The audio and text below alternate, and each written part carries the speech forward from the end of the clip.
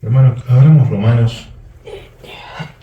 Vamos a compartir hoy el siguiente.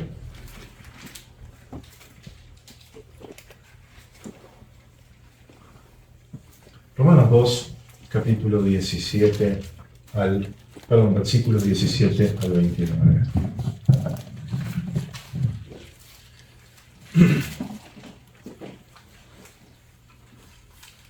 Antes de comenzar a leer el libro de Romanos, capítulo 2, versículos 17 al 29. Hay una cosa que anhelamos los seres humanos y es seguridad. Seguridad. De hecho, el gasto de seguridad de las naciones, seguridad y defensa, es uno de los más altos. Se gasta más en eso que en comida. Pero nosotros las personas tenemos necesidades generalmente de seguridad económica, seguridad laboral, seguridad en las paredes de nuestra casa. El sentimiento de seguridad es una especie como de colchón que nos abraza y nos hace sentir tranquilos, en paz. Tenemos esa seguridad y esa necesidad de seguridad. Pero si ustedes alguna vez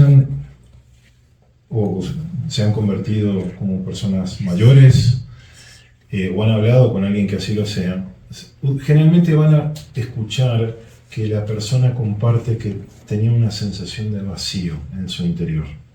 Algo que no se llenaba con nada. Placeres, distracciones, vicios, adicciones, tratando de llenar ese vacío. Pero ese vacío es una realidad que solo se llena con la seguridad eterna, con la seguridad que viene de Dios, que es como un ancla, dice Pablo, para el alma. Si la persona no cree en el cielo o en el infierno, generalmente tienen la esperanza de que la muerte sea el fin de la existencia.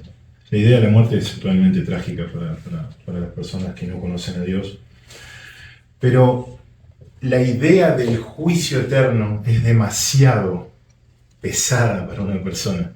Reconocer que un día tendrá que comparecer ante Dios y sabe de su desnudez, de lo que eso va a implicar. Entonces, las personas, generalmente el ser humano ha creado filosofías que dicen, no, esto es, la existencia se extingue, no hay más después de la muerte, ¿no? O va a haber un ciclo interminable de resurrecciones, algunos van a resucitar en un elefante, reencarnar en un elefante, en un animal o en otra persona. Esto tiene que ver con ese continuo escapar de la realidad de que nos vamos a tener que enfrentar a nuestro Creador. Y muchas personas dicen, bueno, Dios es muy bueno, Dios es bueno, no puede condenar a aquellos que hacen buenas cosas, somos todos de alguna manera buenos. O es ridículo que haya un Dios, dicen algunos, un juicio. O todos hacen lo mismo, como en la clase, en la escuela, en el colegio, todos hacen lo mismo, entonces, ¿qué importa si yo lo hago también? Entonces, eso es el escenario, digamos, en el cual nosotros nacemos, vivimos y nos movemos. Ahora, esto es muy importante. Antes de que alguien, y esto es uno de los motivos por los cuales iniciamos esta serie de la prédica de Romanos, antes de que alguien sea motivado a hacer salvo, debe ser convencido de que está perdido. Y eso, hermanos, es lo que hace que sea tan difícil compartir el Evangelio. Porque si esto fuera una iglesia, y acá estuviéramos de fiesta, con luces y humo, y bailando y cantando y hablando de lo importante que es tener éxito en la vida, y de donen para que el Señor les bendiga y les dé el doble de lo que han donado. No ustedes, pero las personas generalmente van y comparten y invitan y vengan porque es divertido, porque llena la mente carnal y porque es un lindo rato para pasar el domingo de mañana escuchando la palabra de Dios. Escrituras sueltas que hablan sobre Dios, pero no nos confrontan con Dios. Cierto es, hermanos, que estas reuniones son para los santos, pero los santos estamos en la carne todavía. necesitamos entender hasta qué punto la corrupción está en nosotros, hasta qué punto necesitamos la gracia de Dios para arrepentirnos. ¿Cuál fue el mensaje de Juan el Bautista antes del ministerio de Cristo? Arrepentíos, porque el reino de los cielos se ha acercado. ¿Cómo empezó a predicar Cristo al inicio de su ministerio? Arrepentíos, porque el reino de los cielos se ha acercado. Mateo 4, 17.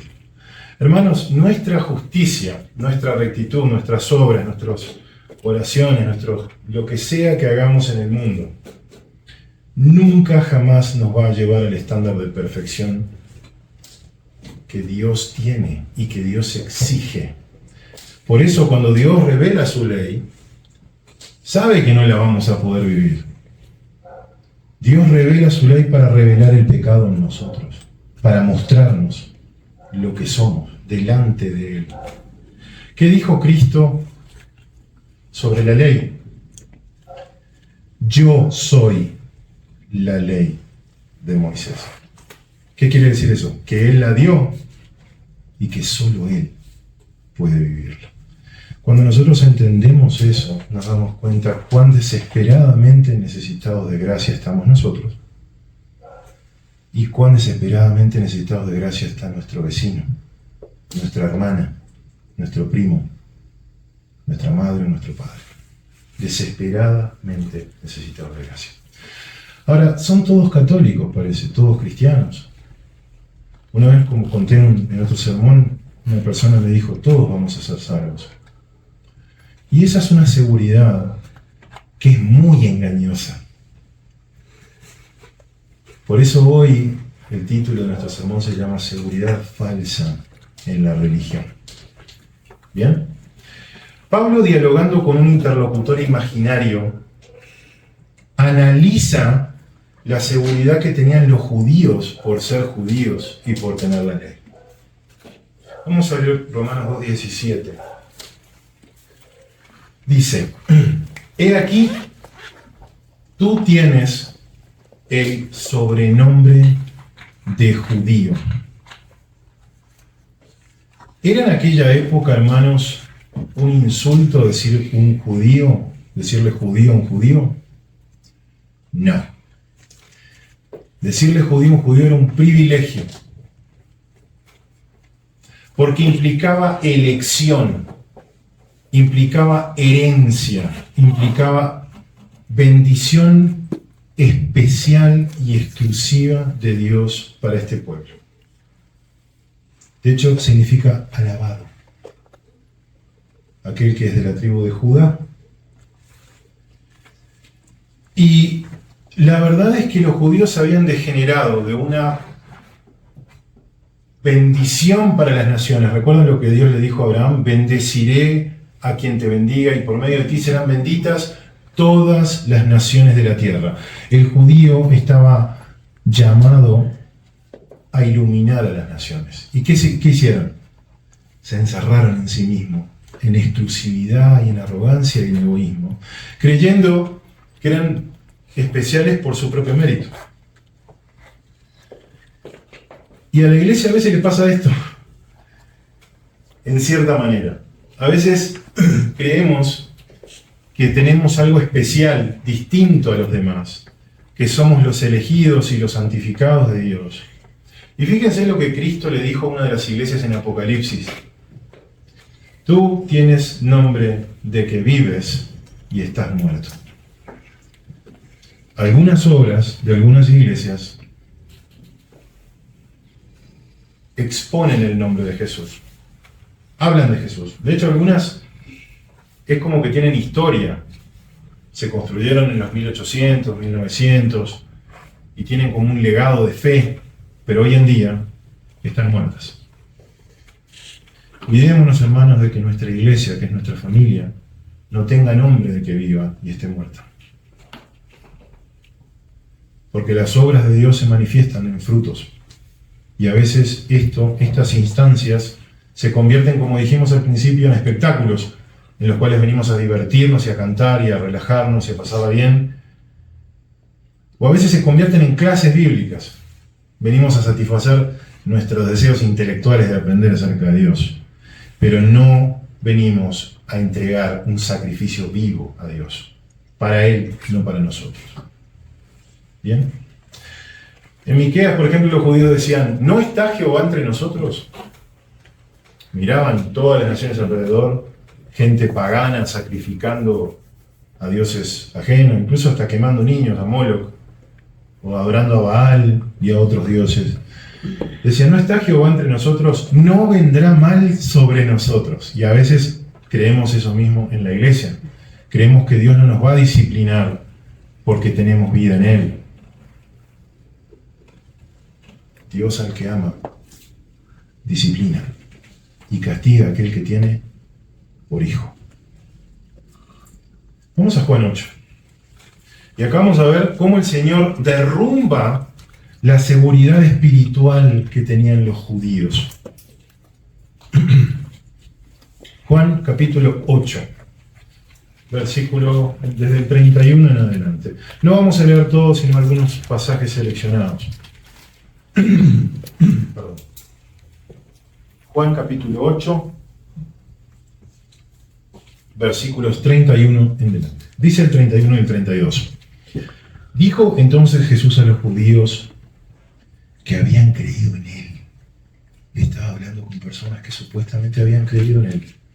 Si vosotros permaneciereis en mi palabra, seréis verdaderamente mis discípulos y conoceréis la verdad, y la verdad os hará libres.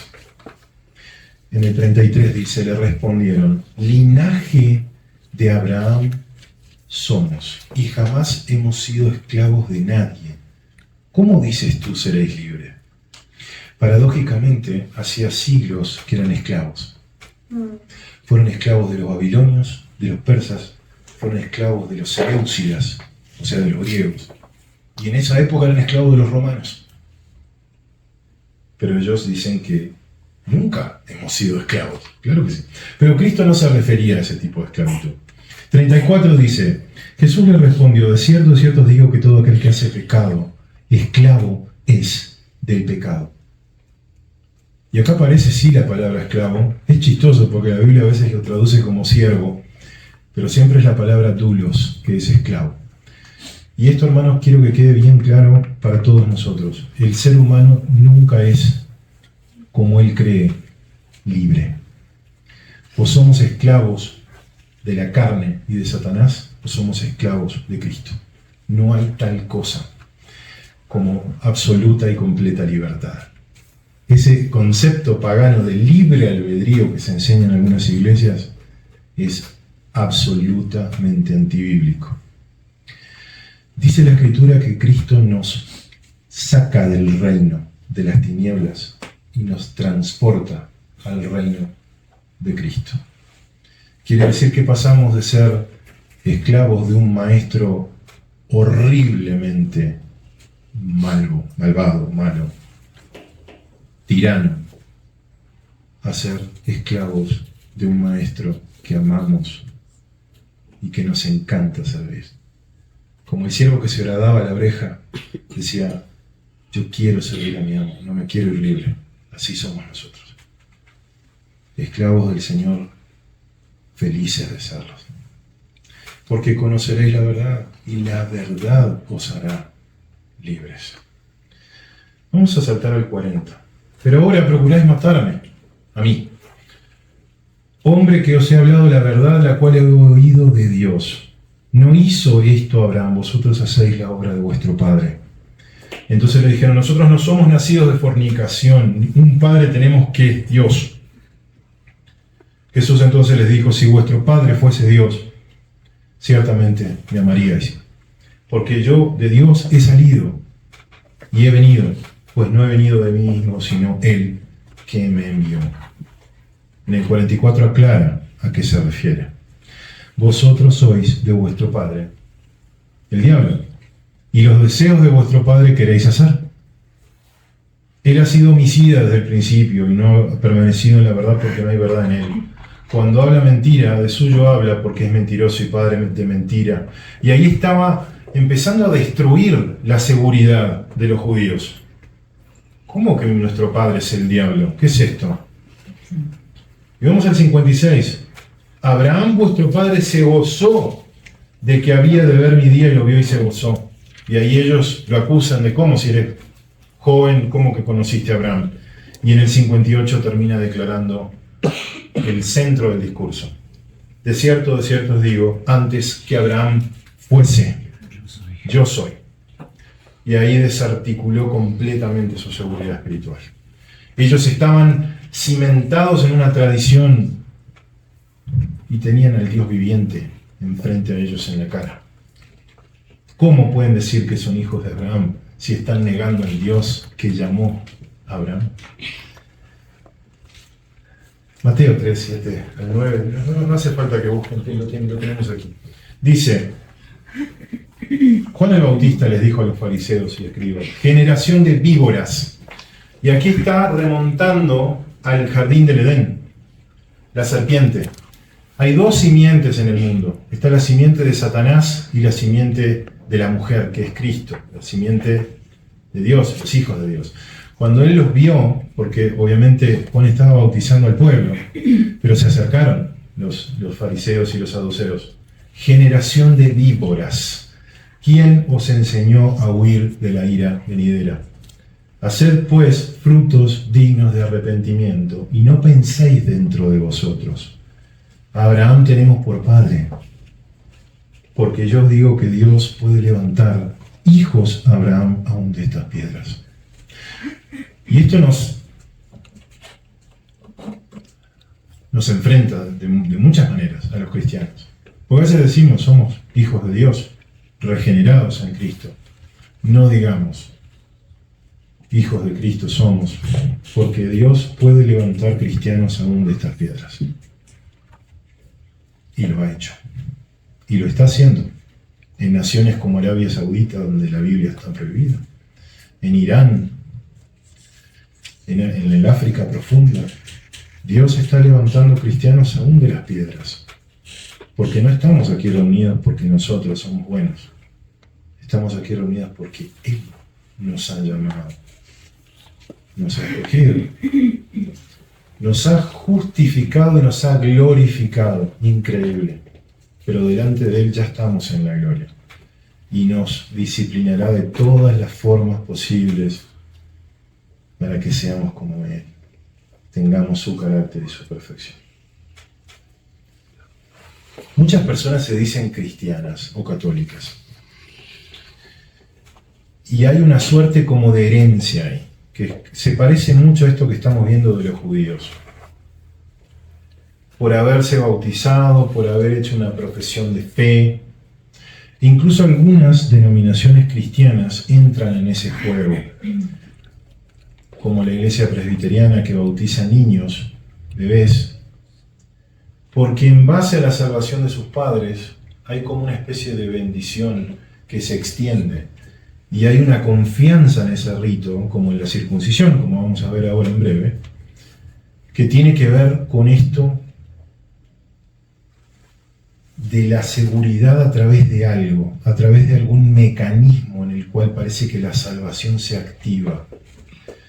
Y realmente no podemos, hermanos, los que sabemos lo que es la fe, que es un don de Dios y la capacidad de creer y de nacer de muerte a vida, no podemos creer que la salvación es una extensión, una herencia que traemos de nuestro pueblo. Yo vivo en una nación cristiana, vivo en los Estados Unidos o en Colombia. Entonces, fui bautizado de bebé, ya me gané el cielo. No, hermanos, no funciona así. No es hereditaria la fe y tenemos que terminar con esto de la transferencia de la salvación o la seguridad en el rito. Y ahora pasa a lo siguiente, que es la seguridad en el conocimiento. No solo en la herencia, sino también en el saber. Y en estos pasajes vamos a ver 4 aspectos sobre el conocimiento de la revelación divina. Lo que tú aprendes, lo que tú enseñas, lo que tú haces y lo que ocasionas por quebrantarla. Leamos el 17 de Romanos 2. Volvemos a Romanos. Romanos 2, 17. Dice, lo tienen aquí en pantalla. Y te apoyas en la ley, o sea, eres judío, y te apoyas en la ley, y te glorías en Dios, y conoces su voluntad e instruido por la ley apruebas lo mejor.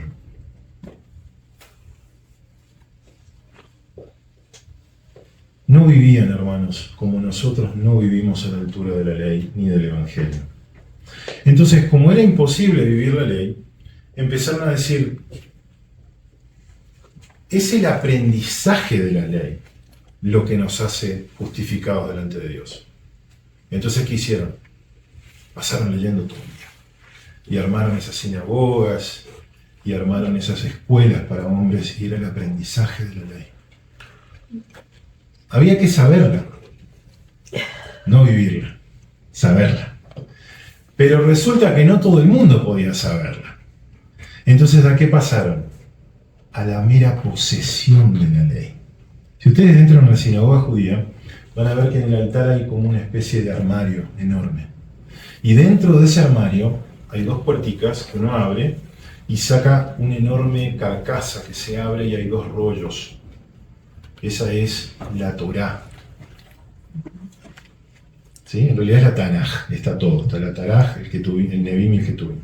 Entonces, por el mero hecho de poseerla, ya somos los guardianes y los depositarios de la ley.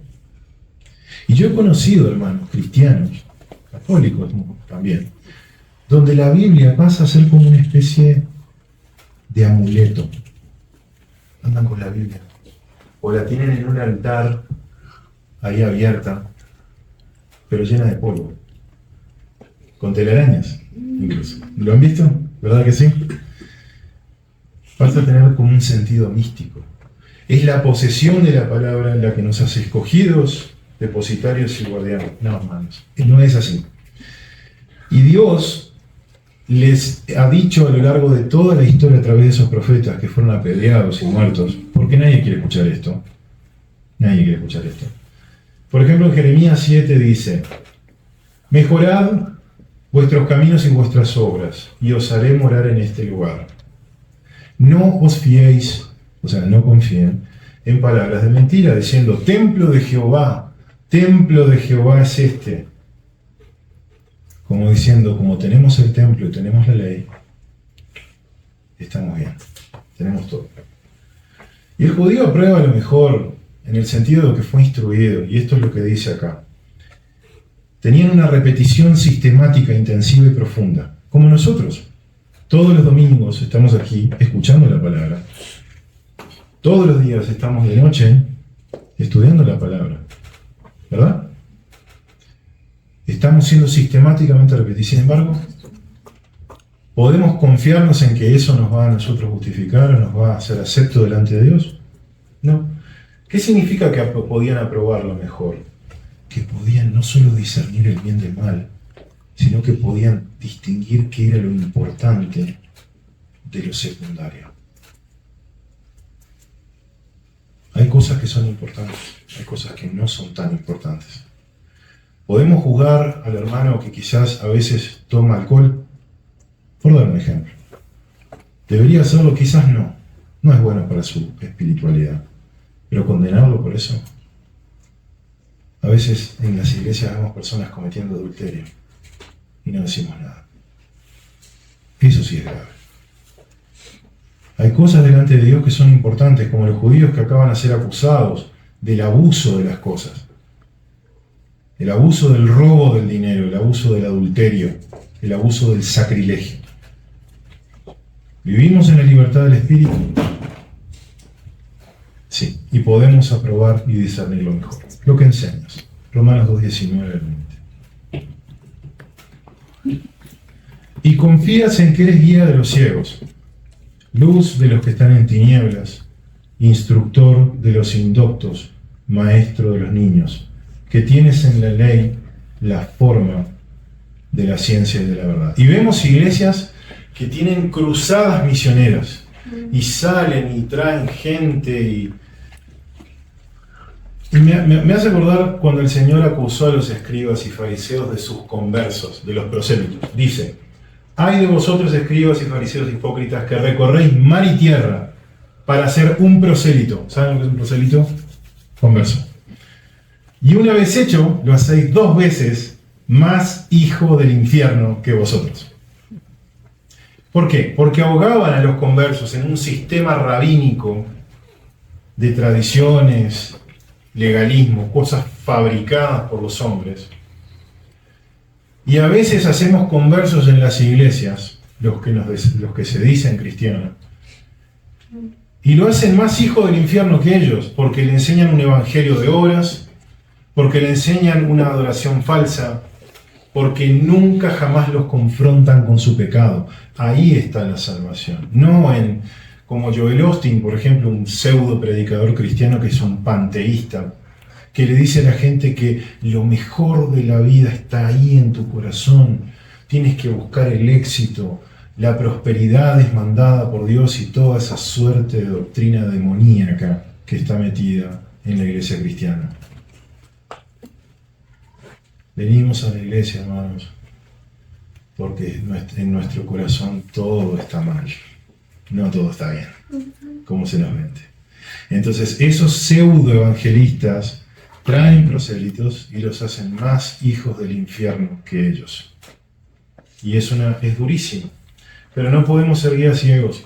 Recién decíamos que Dios llamó a Israel a hacer luz a los gentiles. ¿Suena familiar eso? ¿A qué llamó Jesús a los cristianos? Vosotros sois la luz del mundo. Una ciudad asentada sobre un monte no se puede esconder, ni se enciende una luz y se pone debajo de una nube. Y así vemos que hay personas que, dice acá, la forma de la ciencia y de la verdad. Y a veces no se entiende de esta manera, pero la palabra correcta es apariencia. ¿Se acuerdan que en otra escritura habla de apariencia de piedad, pero niegan la eficacia de ella? Bueno, es morfosis esa palabra.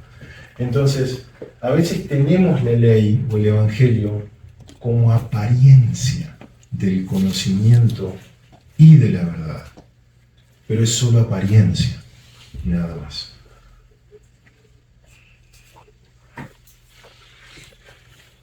¿Qué hacer con esto? ¿Qué hacer con esto? Lo que haces.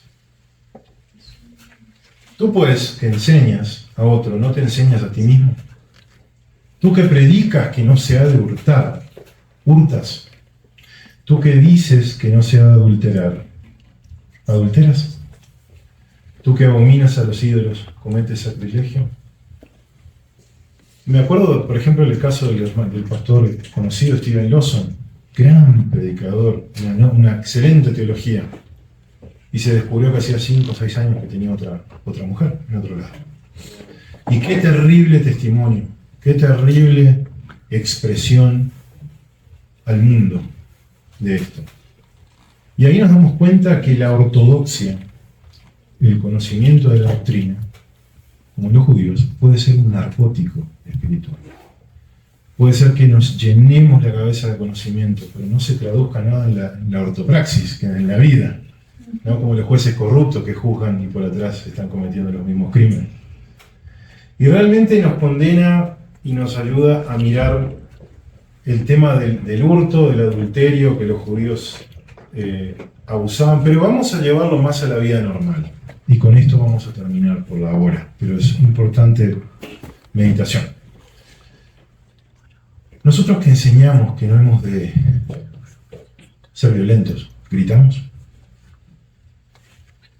¿Violentamos a otros? Nosotros que enseñamos que hemos de adorar al único Dios verdadero, ¿ponemos en primer lugar otras cosas? O sea, ¿idolatramos? ¿Deshonramos nuestro cuerpo? ¿Envidiamos? ¿Acumulamos tesoros en la tierra?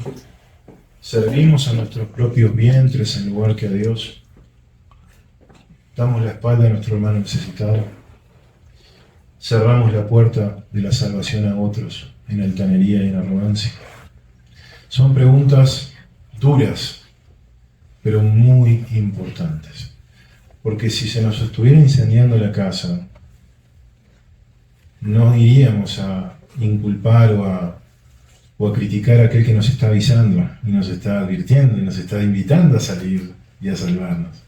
No, es una bendición aquel mensajero. Cuán hermosos son los pies de aquel que anuncia la salvación. Bueno, esta es palabra del Señor. Tengamos seguridad en Él y solo en Él. Amén. Amén. Hermanos, participemos de la cena del Señor.